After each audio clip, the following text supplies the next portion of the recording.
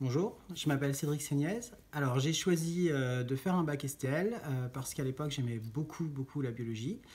Ça m'intéressait énormément et donc j'avais envie de faire des cours, d'aller dans une filière où on apprenait beaucoup plus de choses finalement que dans une filière générale, avec le gros avantage en plus de pouvoir faire beaucoup d'expériences en laboratoire et donc de ne pas apprendre que des manières théoriques, mais également avoir un apprentissage pratique.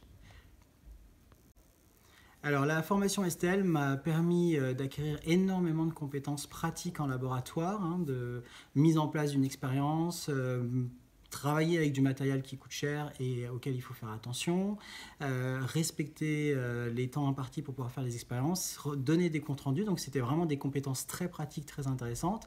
Et en plus, c'est des connaissances extrêmement poussées aussi bien dans tout ce qui va être les bactéries, le fonctionnement du corps humain des mécanismes biologiques. Et c'était extrêmement intéressant. Donc c'est des compétences de rigueur, de travail en groupe également, et puis de rendu du travail qu'on fait, puisqu'il faut être capable de faire un compte rendu et d'expliquer ce qu'on a vu. Donc c'était vraiment des compétences extrêmement importantes pour la suite.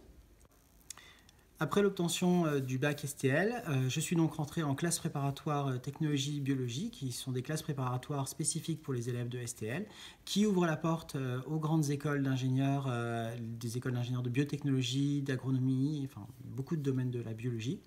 Alors, ça n'a pas été le choix que moi j'ai fait. Je suis parti en faculté de biologie où les compétences que j'avais acquises pendant le bac et pendant la prépa m'ont permis finalement de très bien m'en sortir à l'université, qui m'ont permis d'obtenir mon master et puis finalement de faire un doctorat en biologie médicale que j'ai obtenu à l'université en France. Et ensuite, je suis parti à l'étranger faire un postdoctorat pendant plusieurs années, donc de la recherche à l'étranger en Suède pendant plusieurs années, avant de travailler également pour des startups en biotechnologie.